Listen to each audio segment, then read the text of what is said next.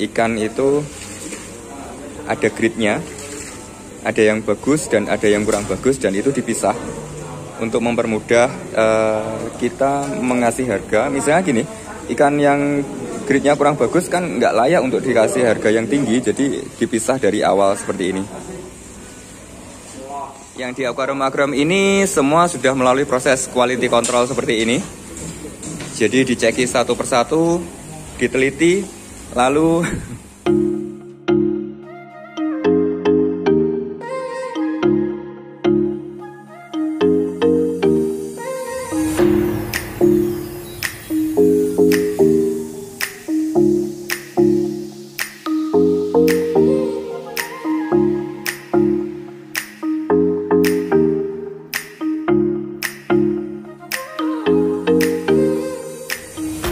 jadi seperti ini guys, kalau di Duta Koi itu ikan datang dari sawah, dikumpulin dulu. Terus kita melakukan proses grade. Jadi grade itu ada beberapa orang bilang itu hanya trik marketing atau trik penjualan, tapi sebenarnya bukan.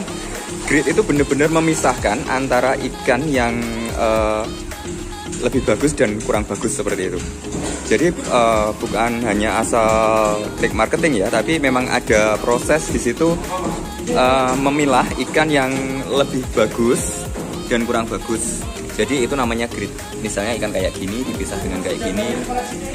Ini dipisah-pisah karena nanti ada grade-nya sendiri-sendiri. Dalam satu wadah ini masih campur, ada yang kualitas bagus dan kurang bagus, jadi itu dipisah.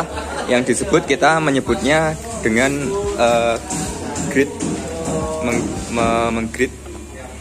Jadi dikelompokkan berdasarkan kualitasnya, itu biasa disebut grade.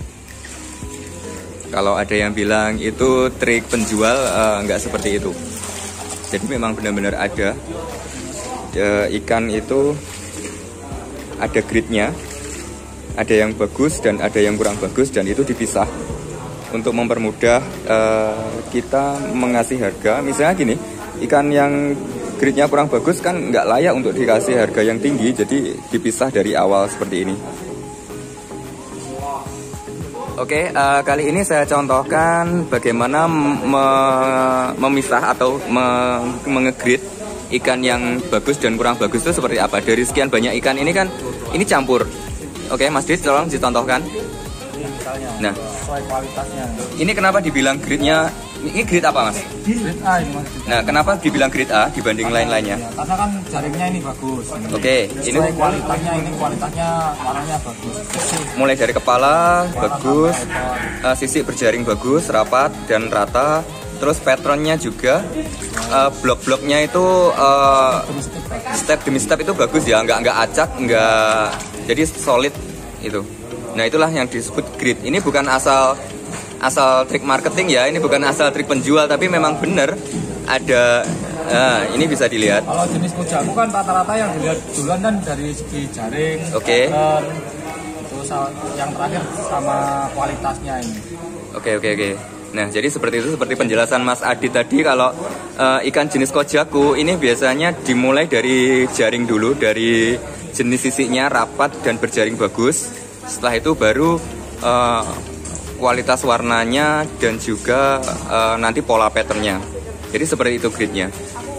Dari sekian banyak ikan semuanya bagus, tapi ada yang lebih bagus untuk membedakan harga. Jadi seperti itu biasanya di perkoian seperti itu. Ini semua petani atau penjual pun melakukan hal yang sama. Jadi grade itu tidak hanya di petani, tidak hanya di para penjual, tapi semua melakukan grade untuk membedakan, untuk mengelompokkan ikan berdasarkan kualitasnya.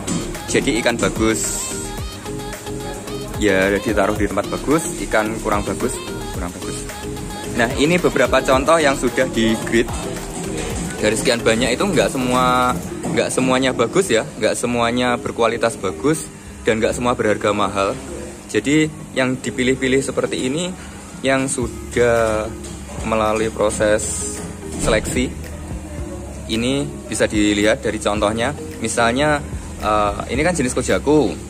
Jadi dimulai dari sisik yang berjaring rapi, rapat, terus kualitas warna yang tajam, dan pattern atau polanya itu step-stepnya itu bagus, solid dan tidak melebar kemana-mana itu. Jadi seperti itu. Ini jenis kojaku. Ini bisa dibilang grade A-nya dari sekian banyak itu tadi. Dan ini masih belum di grade semua ya, masih banyak. Ini kan baru datang tadi, jadi ini proses grade-nya itu seperti ini di Duta Koi. Seperti ini kegiatannya kalau ikan baru datang dari kolam pembesaran. Ikan datang lalu kita melakukan grade lagi untuk dipisah, untuk disesuaikan sesuai kualitasnya. Ini quality control ya, jadi ini quality control, ikan diperiksa satu persatu, berkutukah atau apakah itu semua diperiksa tentang ikannya sehat atau tidak, cacat atau tidak. Setelah itu masuk cairan PK untuk mensterilkan dari berbagai macam virus ya, entah itu jamur, entah itu apa. Disterilkan pakai PK sebelum masuk ruang karantina di akuarium ini. Nah, yang di akuarium ini semua sudah melalui proses quality control seperti ini. Jadi diceki satu persatu, diteliti, lalu dimasukkan PK. Setelah itu masuk ke akuarium. Jadi yang masuk akuarium itu sudah lolos seleksi dan siap karantina. Kalau nanti sudah lolos karantina, siap untuk dipasarkan ke seluruh Indonesia.